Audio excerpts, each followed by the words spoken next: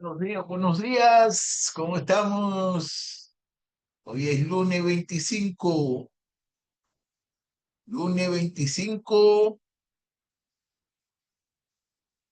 de agosto, 25 de agosto, lunes, ok, 25 de agosto, lunes.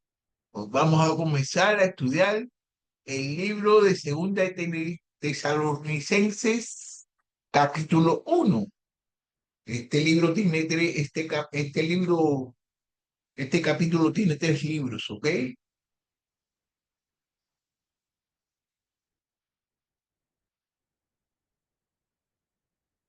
este libro, en 2 Tesalonicenses, capítulo 1, hay una fortaleza en la advertencia, en la adversidad, una fortaleza, hay que tener fortaleza en la adversidad. La promesa de Dios a los perseverantes, hay una promesa de Dios a los perseverantes.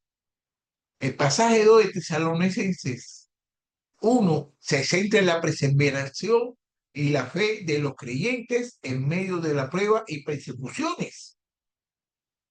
Pablo anima a la iglesia resaltando que las pruebas son una señal de su dignidad delante de Dios y que en el futuro recibirán recompensas y justicia divina. Esta clase nos puede ayudar a nosotros los cristianos a encontrar consuelo y la fuerza en medio de nuestras luchas, recordándonos que nuestros sufrimientos no van a ser en vano y que hay una recompensa esperándolo a nosotros mientras que estemos sufriendo. También nos puede motivar a la comunidad, nosotros también nos puede motivar a nosotros a mantenernos firmes en la fe, aún cuando enfrentemos adversidades, cuando tengamos problemas, cuando vengan todos los problemas, nosotros tenemos que mantenernos firmes en la fe. Esta clase nos va a enseñar sobre la importancia de la perseverancia en la fe durante los tiempos difíciles. Y como Dios, también nos vamos a ver como Dios está plenamente consciente de todas las pruebas que lo estamos pasando, tomando siempre nota de cada sufrimiento y prometiendo también justicia y recompensa. Eso es lo que Dios va a hacer en todos los problemas, en todos nuestros sufrimientos que nosotros vamos a tener. Lo que tenemos es que tener perseverancia. Aquí se va a reflejar la obra redentora de Cristo, que que también sufrió y Cristo sufrió y justamente a través de su sacrificio que hizo. Y eso nos da esperanza a todos nosotros de redención, esperanza de redención y recompensa. Porque así mismo como Jesús tuvo la redención y tuvo la recompensa, nosotros la podemos tener si nosotros hacemos las cosas y sufrimos y perseveramos en nuestros sufrimientos. La perseverancia de nosotros es un testimonio de la obra en que Cristo, de la obra en que Cristo, la obra de que Cristo está haciendo en nuestros corazones, que Cristo nos capacita a todos nosotros a seguir adelante, Cristo nos capacita a todos nosotros a seguir adelante. Aquí en este libro vamos a ver que la iglesia estaba pasando por persecución. Solo vamos a ver del versículo del 4 al 7. Vamos a ver eso. Y algunos de los creyentes pensaban que ya estaban en el día del Señor. Ese tiempo de tribulación en el que todo el mundo será juzgado.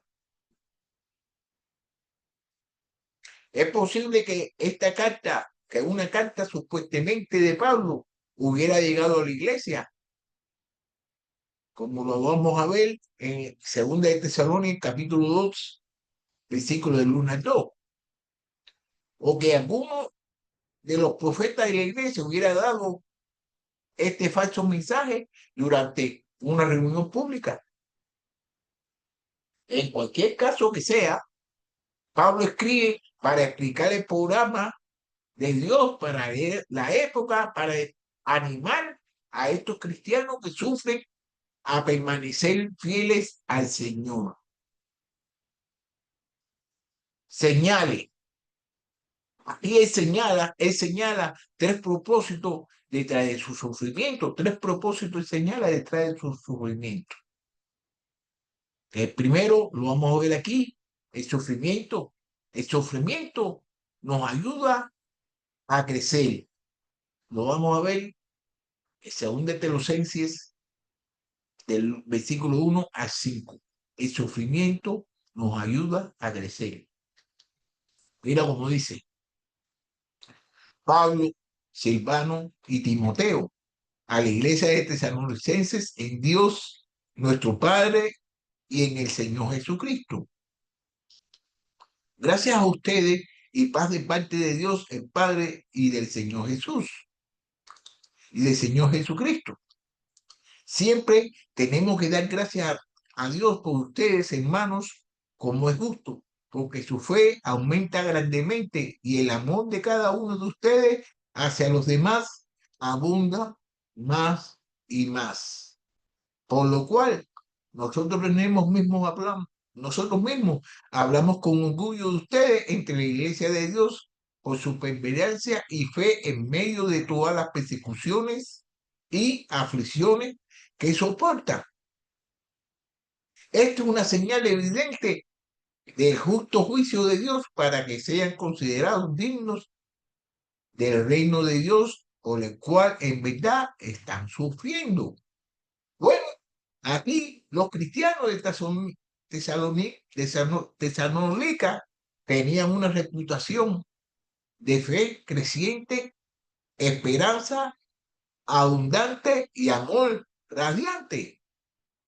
Sus difíciles experiencias estaban haciendo que su fe, esperanza y amor crecieran.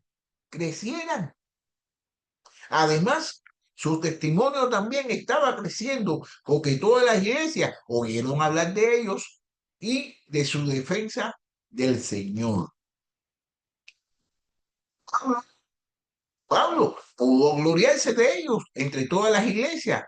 Su firme perseverancia fue un estímulo para otros creyentes. ¡Ay, Dios mío! Observe también, vamos a observar que estaban creciendo, estaban en el versículo 4, estaban creciendo ¿en qué? Estaban creciendo en paciencia. Las tribulaciones, las tribulaciones producen perseverancia.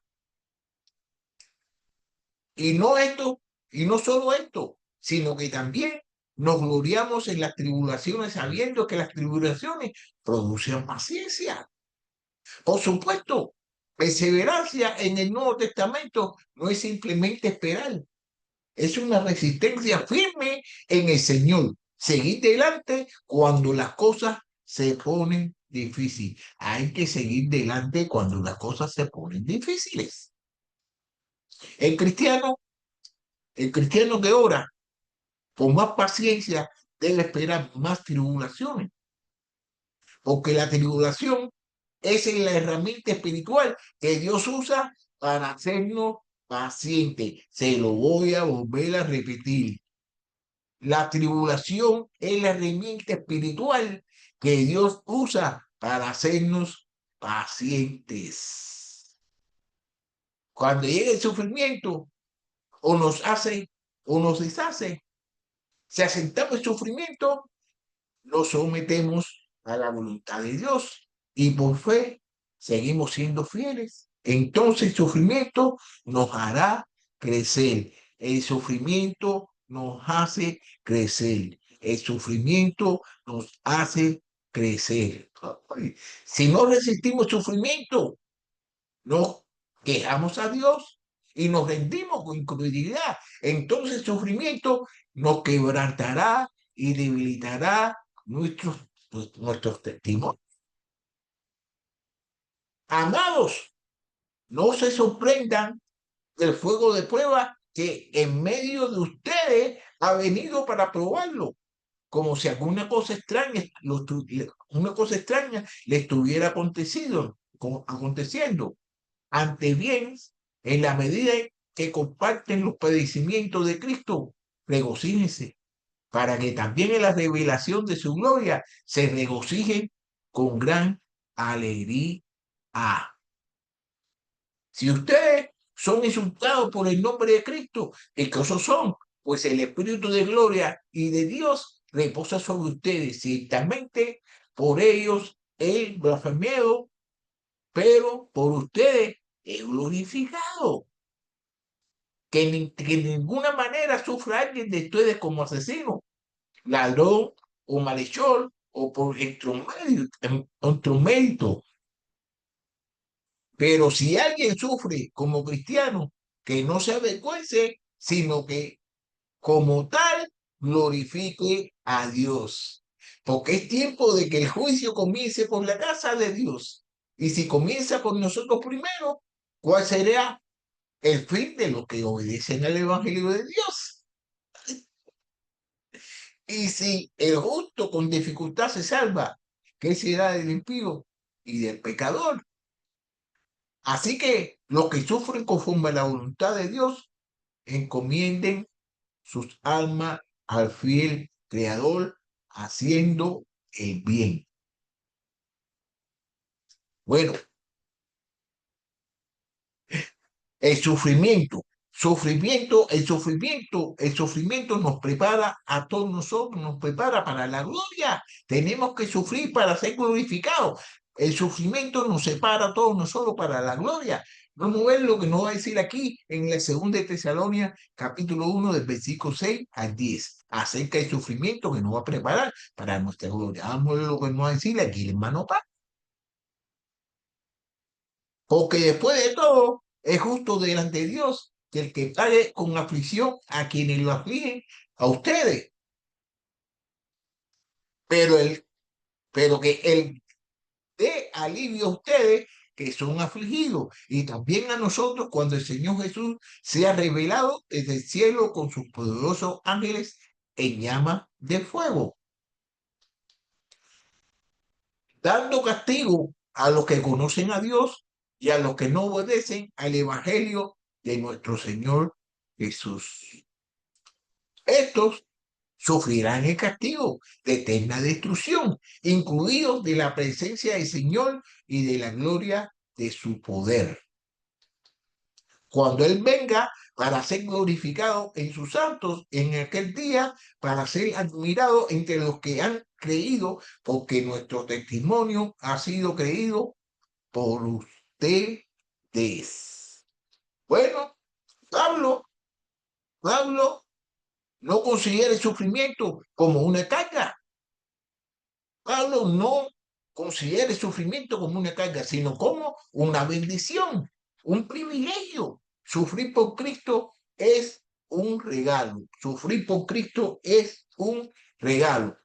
Porque a usted se le ha concedido por amor de Cristo no solo creer en Él, sino también sufrir por Él.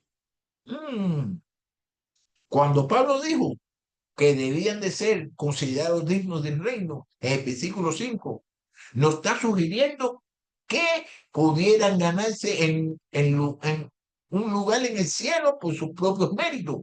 Digno describe aptitud, no mérito. Digno describe aptitud, no mérito. Dios nos capacita a través del sufrimiento para la gloria que está por venir. El sufrimiento y la gloria no pueden separarse. El sufrimiento y la gloria no pueden separarse. Así que si usted cree de que va a venir a Cristo, que Cristo va a estar con usted de que usted no va a sufrir, se está engañando tú mismo. ¿Por qué? Porque el sufrimiento y la gloria no pueden separarse. Mire, bienaventurados aquellos que han sido perseguidos por causa de la justicia, pues de ellos es el reino de Dios. Bienaventurados serán cuando los insulten y persigan y digan todo género de mal contra ustedes falsamente por causa de mí. Regocíjense y alégrense porque la recompensa de ustedes en los cielos es grande, porque así persiguieron a los profetas que fueron antes que ustedes. Amados, no se sorprendan del fuego de prueba que en medio de ustedes ha venido para probarlos, como si alguna cosa extraña le estuviera aconteciendo. Antes bien, en la medida en que comparten el padecimiento de Cristo, regocíjense para que también en la revelación de su gloria se regocijen con alegría. Si ustedes son insultados por el nombre de Cristo, dichosos son pues el Espíritu de gloria y de Dios reposa sobre ustedes. Ciertamente, por ellos Él es blasfemado, pero por ustedes es glorificado. Por tanto, a los ancianos entre ustedes exhorto yo, anciano como ellos y testigos de los padecimientos de Cristo y también participante de la gloria que ha de ser revelada. Mm. Nuestro sufrimiento aquí hoy no es más que una preparación para la gloria que aún ha de ser relevada. Nuestro padecimiento, nuestro sufrimiento aquí hoy no es más que una preparación para la gloria que aún ha de ser revelada. Tenemos que sufrir,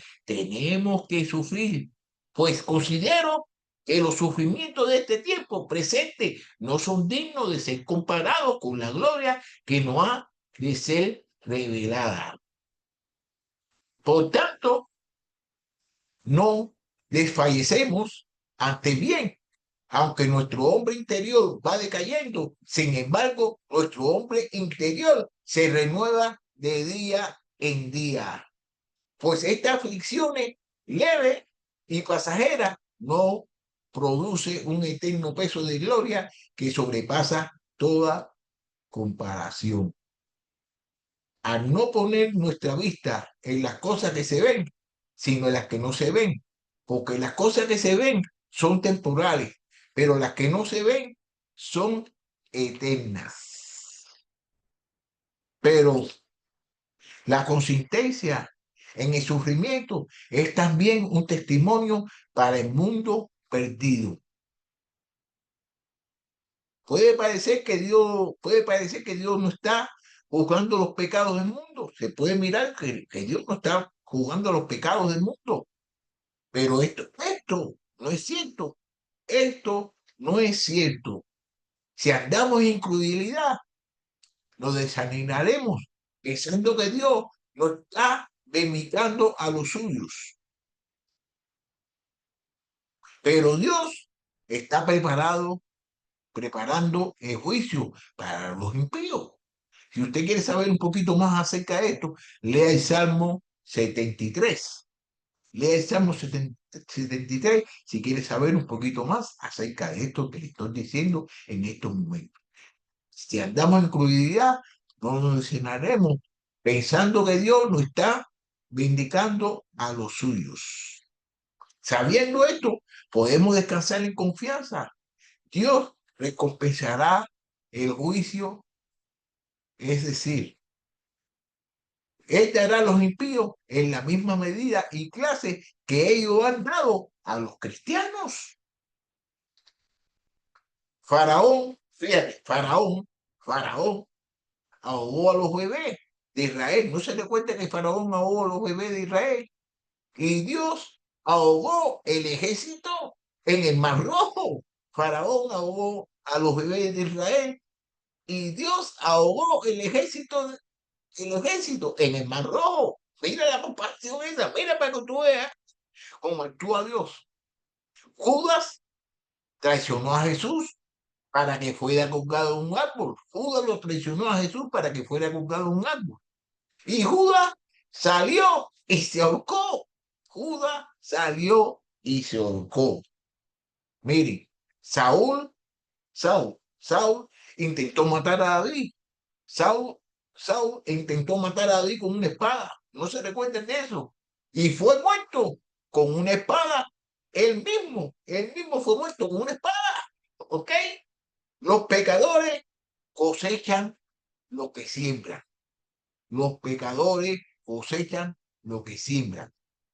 Cuando Cristo venga a la tierra por su iglesia, juzgará a los impíos que entonces estarán viviendo en la tierra. Sufrirán el infierno eterno por dos razones. No, ¿por cuál? Una de ellas, no quisieron conocer a Dios. Eso es una ignorancia voluntaria. No quisieron obedecer a Dios. Desobedecían, desobediencia voluntaria. Dios manda a los pecadores que se arrepientan. Dios los manda. Rechazar a Cristo es desobediencia. Si tú rechazas a Cristo, estás siendo una desobediencia. Por tanto, habiendo pasado por alto los tiempos de ignorancia, Dios declara ahora a todos los hombres en todas partes que se arrepientan. Por supuesto, el mundo no estará preparado para repentino regreso de Cristo en juicio. Y su venida los tomará desprevenidos. El orden de los eventos es, primero, él regresó secreto, el regreso secreto de Cristo en el aire por la iglesia, que puede suceder en cualquier momento. Sí que hay que estar preparado para cuando Él venga, Él nos vea que estamos haciendo las cosas como Él quiere que nosotros las hagamos. Segundo, el día del Señor, el día del Señor. Tercero, el ascenso y aumento en poder del hombre de pecado. Cuarto, el repentino regreso de Cristo a la tierra con la iglesia. 5, juicio sobre los pecadores y el atamiento de Satanás por 1000 años. El sufrimiento, vamos para la tercera fórmula. El sufrimiento glorifica a Cristo hoy. El sufrimiento glorifica a Cristo hoy. Esto acá, vamos a aprender sobre esto en el capítulo 11 al 12. Estamos en el libro 2 de Tesalonicenses, capítulo 1, versículo 11 al 12. Con este fin, también nosotros oramos siempre por ustedes para que nuestro Dios lo considere digno de su llamamiento y cumpla todo deseo de bondad y la obra de fe con poder, a fin de que el nombre de nuestro Señor Jesús sea glorificado con ustedes y ustedes en Él, conforme a la gracia de nuestro Dios y del Señor Jesucristo. Bueno, Jesucristo será glorificado en sus santos en aquel día. Eso lo dice el versículo 10. Pero los creyentes deben glorificarlo cada día que viven. Tenemos que glorificar a Cristo cada día que vivamos. Esta es la carga de la oración de Pablo con los creyentes. Que Dios cumpla su propósito en su vida. Por eso Pablo estaba orando siempre por los creyentes. Que Dios cumpla su propósito en sus vidas. Y que el nombre de Cristo sea glorificado a través de ellos. En las acciones que nosotros tenemos, en las cosas que nosotros, el nombre de Cristo debe ser glorificado.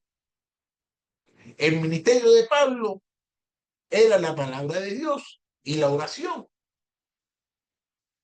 Él enseñaba al pueblo las verdades de Dios, luego oraba para que vivieran lo que les había enseñado. Los creyentes pueden tener confianza en el sufrimiento porque Dios nos ha escogido y nunca nos abandonará. La buena obra que Dios comienza, Él la completará. Estoy convencido precisamente de esto, que el que comenzó en ustedes la buena obra, la perfeccionará hasta el día de Cristo Jesús. Si el mundo pecaminoso parece estar ganando la batalla hoy, podemos descansar en la fe. ¿Sabiendo qué? Sabiendo que perderán la batalla mañana. Nuestra responsabilidad es vivir digno de este alto llamamiento y permitir que Dios realice su perfecta voluntad en fe y poder. Noten la verdad gemela en este capítulo. Fe y amor está en el versículo 3. Fe y paciencia está en el versículo 4. Fe y poder está en el versículo 11. ¿Qué deben hacer los cristianos que están en la voluntad de Dios cuando pasan por pruebas y tribulaciones dolorosas? ¿Qué deben hacer? ¿Qué debemos hacer? ¿Ok? Primero, deben dar gracias a Dios por su salvación, porque Él está con ellos. Segundo, rendirse a la voluntad de Dios sin quejarse. Tercero, pedirle a Dios que dé sabiduría para entender su voluntad. Cuarto, estar atentos a las oportunidades para testificar, glorificar a Dios en las situaciones. Quinto, esperar pacientemente hasta que los propósitos de Dios se hayan cumplido. Por supuesto, si estamos fuera de la voluntad de Dios y vienen los problemas y vendrán, si estamos fuera de la, si estamos fuera de la voluntad de Dios y vienen los problemas y vendrán, debemos aceptar su mano castigadora. Este primer capítulo es un gran aliento para el creyente en estos días difíciles. Este mundo está lleno, cuesta abajo, hacia el infierno a una velocidad vertiginosa. La gente no quiere oír ni prestar atención a la palabra de Dios. No quieren escuchar. Los cristianos fieles están sufriendo mientras que los incrédulos impíos prosperan. Parece como si Dios hubiera abandonado a los suyos. Usted no ve a los vecinos suyos que ellos no trabajan, que ellos no van a la iglesia, que se acuestan a la hora de dar la gana. Esos vecinos suyos están, tienen dinero, tienen carro y tienen cosas bonitas. Y entonces muchas veces nos parece de que Dios nos está abandonando a nosotros. Pero no es así, eso no es así, no es así. Eso lo dice Pablo. Pablo dice así, el creyente puede descansar. En el versículo 7, esta palabra significa la relajación de la tensión, sabiendo que Dios está orando en el mundo. Un día Él bendicará a los suyos y traerá ¿qué? Venganza sobre los petidos. La gran idea de esta clase, fíjense, la gran idea de esta clase es que, aunque enfrentemos pruebas y sufrimiento, podemos encontrar esperanza en la justicia de Dios, sosteniéndonos en la fe y perseverando debido a la promesa de recompensa a aquellos que permanecen firmes. Bueno, ya yo aquí,